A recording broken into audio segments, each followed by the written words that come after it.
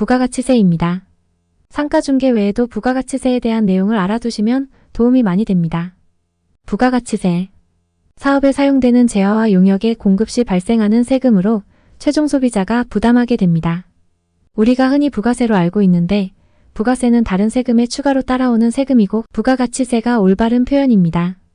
오늘 다룰 내용은 과세사업자에서 일반과세자와 간이과세자의 부가가치세 부담에 대한 내용입니다. 부가가치세의 흐름입니다. 부가가치세는 최종 소비자에게 받아 사업자가 납부하는 형태입니다. 그림처럼 일반과세자 A가 최종 소비자 B에게 받아 납부하게 됩니다. 예를 들어 건물과 토지를 매입할 경우 토지부는 부가가치세가 붙지 않지만 건물에는 부가가치세가 10% 붙게 됩니다.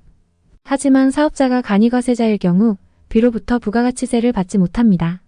간이과세자는 세금계산서를 발행하지 못하므로 본인이 부가가치세를 부담하고 환급이 되지 않습니다. 하지만 종합소득세 신고 시 공제가 가능한 내역이 있습니다.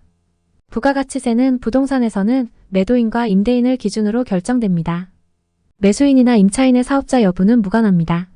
부가가치세는 최종 소비자에게 부담됩니다. 일반과세자는 부가가치세를 환급받으므로 부가가치세를 내지 않습니다. 아래의 그림에서 C가 간이과세자일 경우 부가가치세 200원을 B에게 내게 됩니다. 건물 매매 시 공인중개사는 부가가치세 발생 여부를 확인해주면 됩니다. 부가가치세 금액의 경우 보통 매도인에게 확인해달라고 요청합니다. 부가가치세의 안분 기준은 감정평가금액, 기준시가, 장부가액, 취득가액로 정하게 됩니다.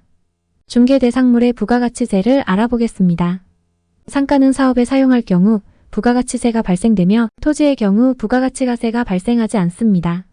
주택의 경우 부가가치세가 발생하지 않지만 매도인이 법인이며 84제곱미터를 초과하는 주택을 매도할 경우 부가가치세가 발생합니다. 상가주택의 경우 분리하여 상가 부분에 부가가치세가 발생합니다. 오피스텔의 경우 업무용일 경우 부가가치세가 발생하게 됩니다. 다음은 매매 시 포괄 양수 양도입니다.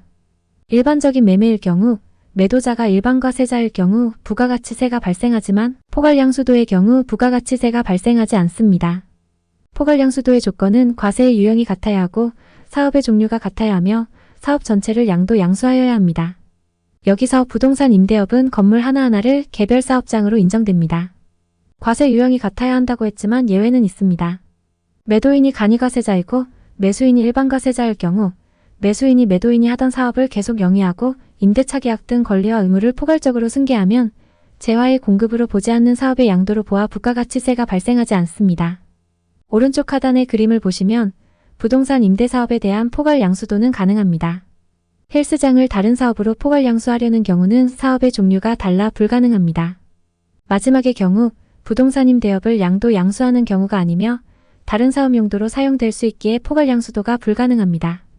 그리고 주의하실 점은 상가나 오피스텔 매도 시 임차 중인 임차인과 포괄 양수도가 인정되지 않습니다. 임차한 건물이 자가 건물이 되며 사업의 동일성이 유지되지 않기에 포괄 양수도가 불가능합니다.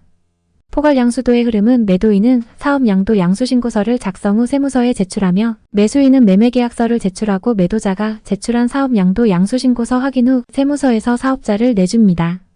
아래의 표는 사업자별 부가가치세 납부와 환급 유무, 포괄 양수도에 대해 정리해 보았습니다.